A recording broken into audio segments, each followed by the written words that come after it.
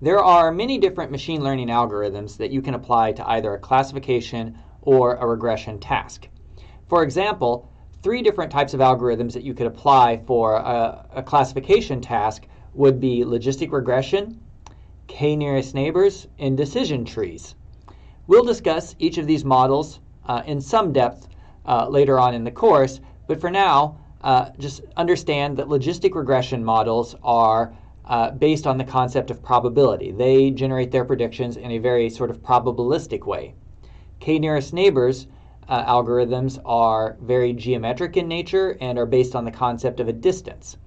And decision tree models are rules-based and essentially produce if-else types of rules to follow for generating classifications. So each of these models will generate classifications, but the way in which they generate those will be very, very different. So when you are approaching a classification problem, you first need to decide which types of models you will consider. You may consider several different model types or algorithms, and then compare them using like a validation set to see which one performs the best. Some of these models also have optional hyperparameters that you can specify that determine how the model performs. For example, k-nearest neighbors, prior to you creating a k-nearest neighbors model, you have to decide on a value of the hyperparameter k.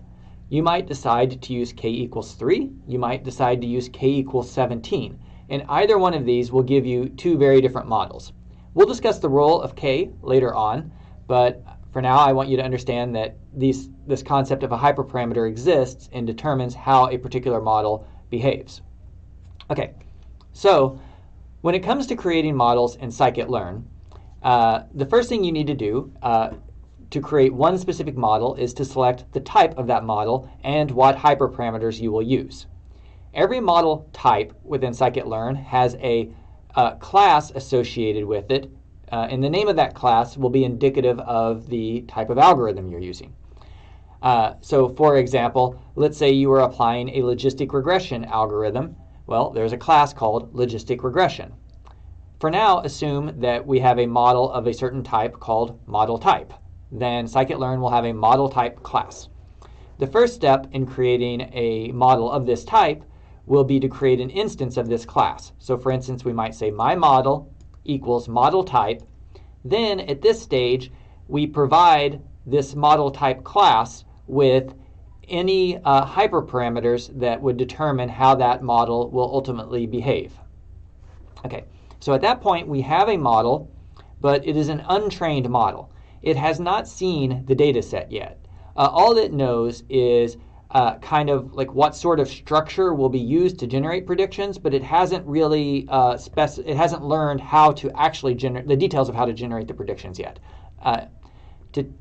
To allow it to learn those details from our training set, we have to use the fit method of the model.